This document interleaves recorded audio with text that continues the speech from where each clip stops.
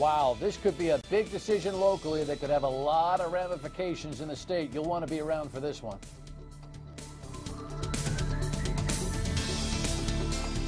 Good evening. Welcome to State of Mind. I am Dan Yorke. The mayor of North Providence, Charlie Lombardi, needs no introduction, and he's got a plan he's introducing here this evening to privatize his Department of Public Works. You're thinking, well, that doesn't sound like it's a whole big deal. The plan is to almost halve the number of employees. The ones who survive would make 50% more money. And the efficiencies are allegedly going to be out of this world, and it could send shockwaves through all of municipal government here in Rhode Island. So Charlie's coming up momentarily. In the meantime, let us get right down to the rundown, because there's certainly a lot that is going on here today. I'm not going to negotiate. The president's not going to negotiate. The president's not going to negotiate. And then today he spent all this time saying, I'll get together, I'll get together, I'll get together. It's very confusing for all of us to follow. Frank Caprio, the sequel. He's back into the race formally, not for governor, but for treasurer. Didn't he used to be the treasurer? Yeah. URI Campus Police, this is take two. I tried to talk about this last night and slipped through it. I will make sure that we make some commentary on this, and we've got some stuff coming up during the balance of the week that will actually be pretty good debate on this particular matter of arming the police officers there. And then the political correctness and the zero tolerance stuff, it gets yourself in more trouble than it's actually worth, seems to me. Let's break down the rundown. The debt ceiling is now 9 days away. The decision for a debt ceiling, the deadline to cure the 16.7 ceiling on our debt and go higher, is right on us. And that, combined with the 8 days of shutdown, has got everybody flummoxed nationally and in Washington. Here's the latest from Fox. The House and Senate opened the day continuing down two separate legislative paths.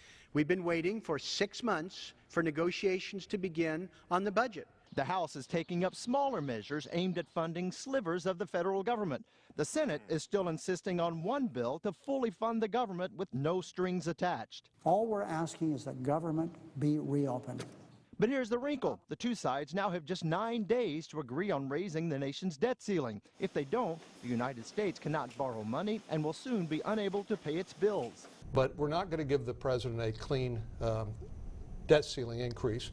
That's like maxing out your credit card. You hadn't made any arrangements to pay your pre-existing bills. You want to get some more credit so you can borrow some more money. Republicans call that a recipe for disaster, while Democrats say the GOP insistence on spending cuts in exchange for the increase puts the country at risk of defaulting on its financial obligations. Today, each one of us owes over $53,000 in federal debt. This is not sustainable, and we need to start addressing it now. All right, so here's the headline today, CBSNews.com, amongst many. John Boehner, no boundaries in government shutdown debt limit talks, which is very different from the, well, I guess the shutdown combination debt limit talks are different than the shutdown talks. What? Yeah, because the shutdown talks were all about Obamacare. That's all they wanted to talk about, right? So here are my points on this. The president says he'll talk, but not about Obamacare. Boehner says he just wants to talk and everything's on the table. But all he wanted to do was talk about Obamacare. And here's the president today at a press conference that was an hour long. They don't also get to say, you know, unless you give me what the voters rejected in the last election, I'm going to cause a recession. That's not how it works. No American president would deal with a foreign leader like this. Most of you would not deal with either co-workers or business associates in this fashion, and we shouldn't be dealing this way here in Washington. Well, look, you know what? It seems like they're trying to get closer, but they're not very close at all. What I think might happen here is John Boehner might just take the bait and actually do a clean resolution vote for the shutdown and for the debt ceiling. And if it doesn't pass, now the president's got a problem because he's going to have to negotiate those votes his way. Another way to look at it. All right, let's go to the local political scene here in Rhode Island. Frank Caprio announces that he is going to run again. He's already, I already broke this story myself. It's not like I won a Pulitzer for it, but I mentioned it first a couple of months ago that he was thinking about running for treasurer. He is running for treasurer. Oh, you say, wasn't he the treasurer already? Yeah. And didn't he run for governor? Yeah. And wasn't he the leader in the race until he kind of threw up on himself and blew it? Yes. Yes, yes, yes, and yes. But he announced today that he is going to run for treasurer again, and he's going to be a Democrat. Here's what we learned. He's going to be a Democrat, which is kind of interesting because his brother is the chairman of the party, newly appointed by Gordon Fox and ratified by, you know, all the ratifiers. So his brother David, a former state rep, is the chair of the party. Frank is going to run for treasurer as a Democrat, which is going to create a really interesting dynamic inside that party that has ripple effects past just the treasurer's race. Here's what we've learned today. Frank Caprio is already bored about running for treasurer. He suggested that, amongst other things, he's going to build a loan guarantee program that will get money from the pension fund to build jobs, to create jobs. Frank, you didn't run for, you lost your run for governor, okay? I know you're bored already with the idea of just being treasurer, and being elected to treasurer is all about building back your legacy. Here's the good news. You're a smart guy. You can be a good treasurer. You made a lot of good investment decisions when you were treasurer. So stay with the program. Count the beans, invest the funds properly, and stop trying to be the governor. Just a little advice before we get this whole thing going. At URI, the campus police to be armed? Yes? No? Eyewitness News has this story that kind of covers the entire debate yesterday. Everybody can agree we are a little short-handed. A panel of school and police officials sit in front of a room full of University of Rhode Island students and staff discussing the options of arming campus police. The feedback is anything but unanimous. The presence of guns means the potential presence of violence. It may be dangerous to our students. Well, I cannot imagine a police officer without being armed with a firearm. That's the situation here on campus. A recent incident at the URI campus has been one of the most persuading arguments. In April, the campus was shut down after reports of someone with a gun. Campus police were the first officers to respond, but could not go in the building because they were armed. The URI police had to wait for South Kingstown officers before securing the building. Luckily, it turned out no one had a gun, but the incident raised awareness about the safety of students on campus. Like, a guy with a knife is basically just as armed as they are. It's kind of sad that a URI student can just be just as armed as they are. It happens everywhere. You can't completely stop it, but you want to take the right precautions just in case it does happen.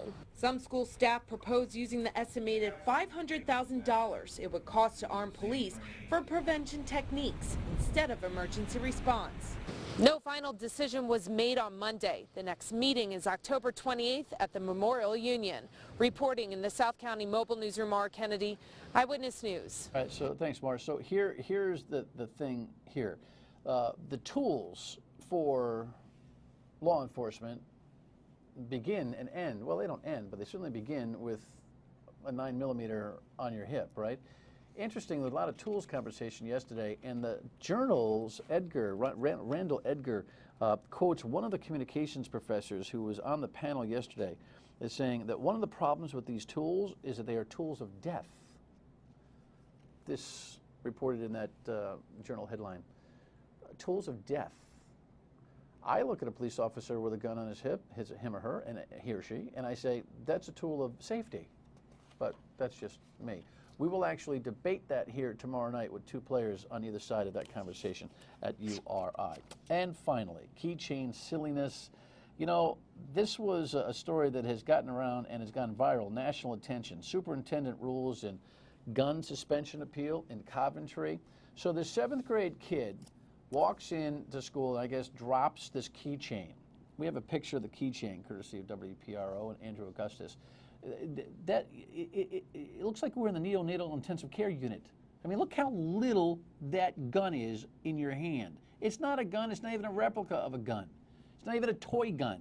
So they suspended the kid for 3 days. He's got no problems academically or behaviorally, any of that, but he's suspended for 3 days. Then after Dad says, you know, I want to appeal, they figured that, okay, there could be an appeal.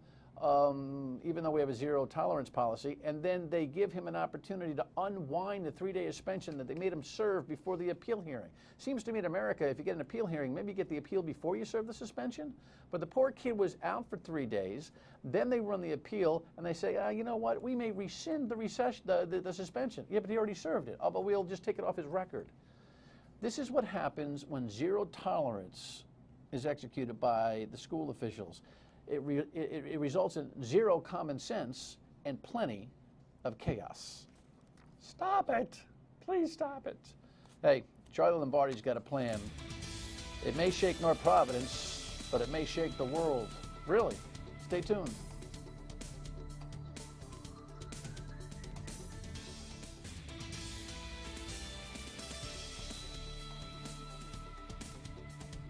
Welcome back. This is not necessarily new news, but it really hasn't gotten a lot of widespread attention. And after we have this conversation, maybe we'll follow up on the radio tomorrow. It will be. The mayor of North Providence is here. He needs no introduction. Charles Lombardi. Mayor, thanks for coming. Thanks for the invitation. You have a very substantial plan. When we talk about the Department of Public Works, people think, is that a news story? This might be one hell of a news story, yes? Could be. Could be. You got a plan to privatize the DPW, which is to have a private company come in and do what has been traditionally, not only in your town, but all across the land, a public employee thing.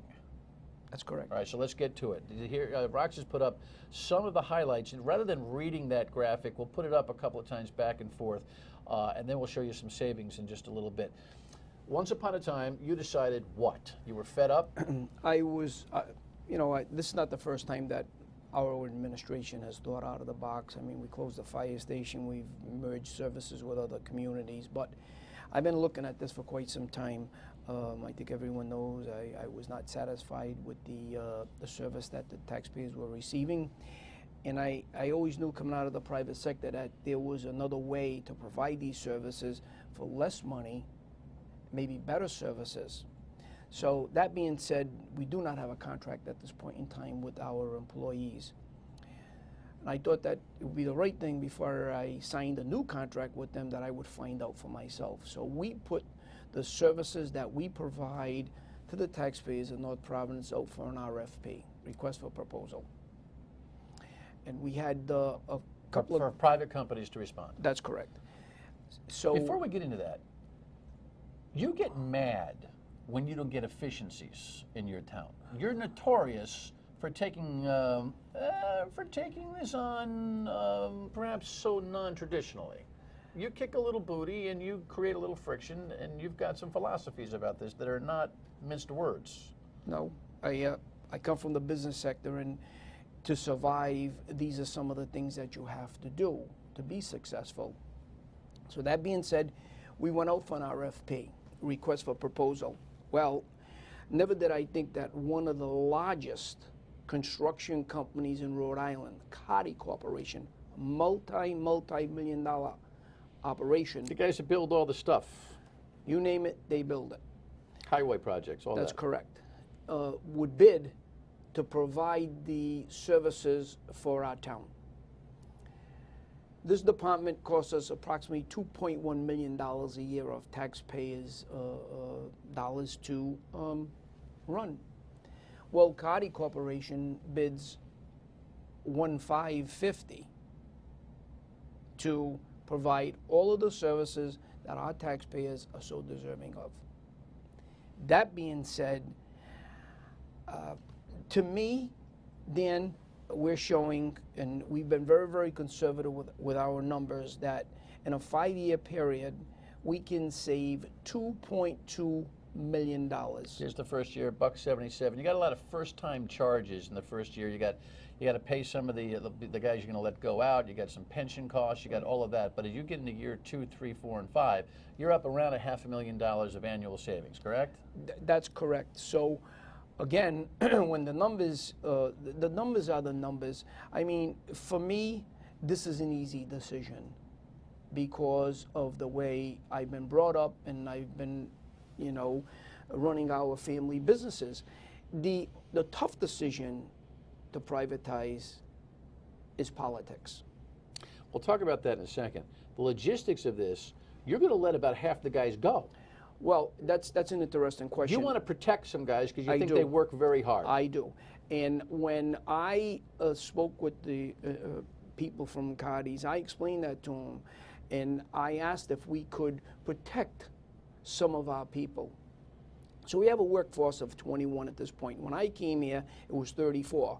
Through attrition, a couple of individuals passed away, we got it down to 21. That being said, it's always been my opinion that this department can function with the right 13, 14 people. Are nearly half of your guys just not getting it done?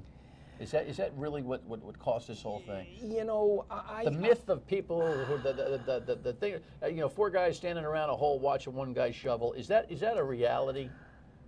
You know, I really would like to stick to the numbers with this proposal. Well, people are going to say, how in the hell can you take half the force away and run it efficiently? And I think that should we institute this, okay, and we're successful and can convince the council to go along with this, the savings will be in the proof.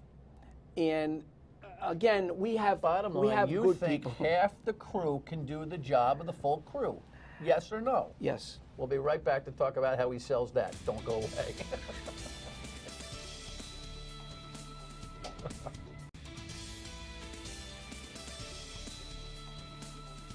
Back with the mayor of North Providence, Charlie Lombardi. We're talking about his effort to privatize the Department of Public Works. You'd think that's a small little story in a small little town. Well, first of all, North Providence is almost the center of the universe. Between Johnston and North Providence, it is Rhode Island in a lot of ways.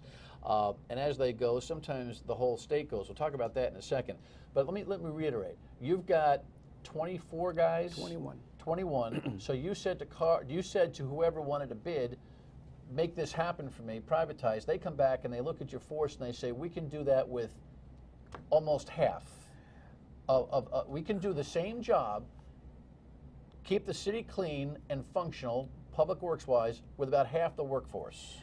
Well, again, they didn't actually say half the workforce. They bid the number, and when I had then got into conversation because I was concerned about some of our people, and asked them, you know, how many people could they retain, and so they said that they would retain at least 11 of our people. But here's the thing: whoever makes the cut is going to get almost a 50% raise.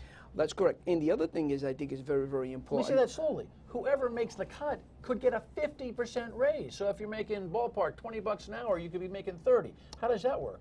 Well, again, I think that the corporation that bid this 1.5, the Cardi Corporation, I think when they look at this, Dan, they look at, you know, certain times of the year. If the grass isn't growing and the snow isn't here yet, there's not much to do.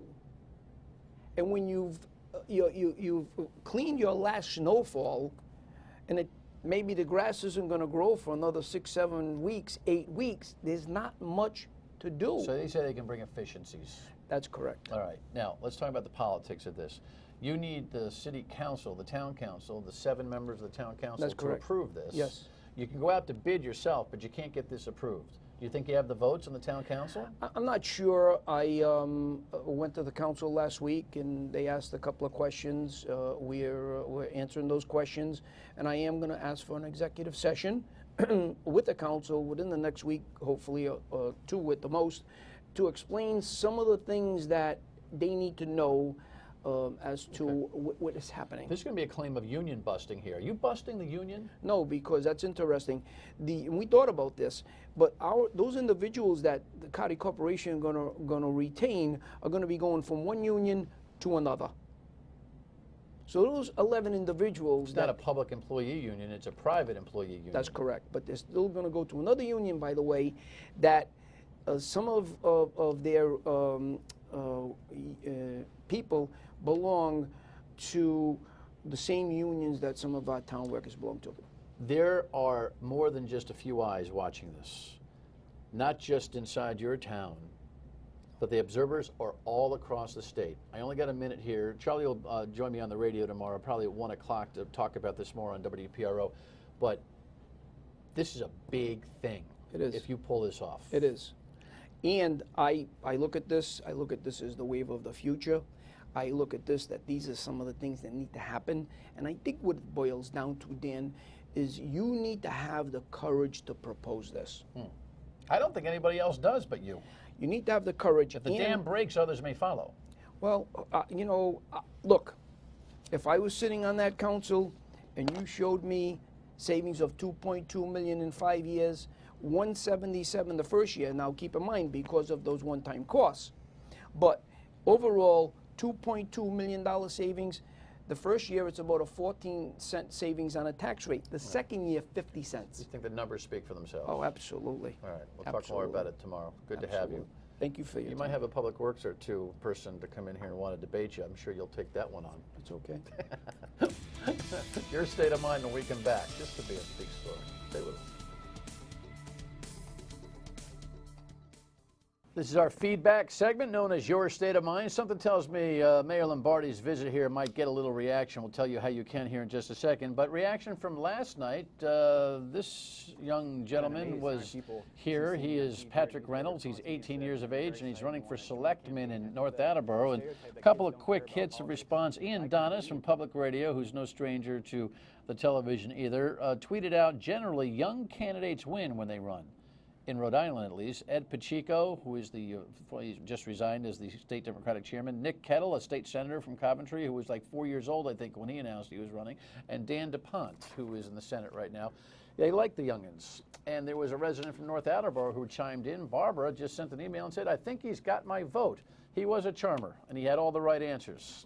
We'll see how effective he can be. Your State of Mind, reacting to privatizing the Department of Public Works or anything else that we do here.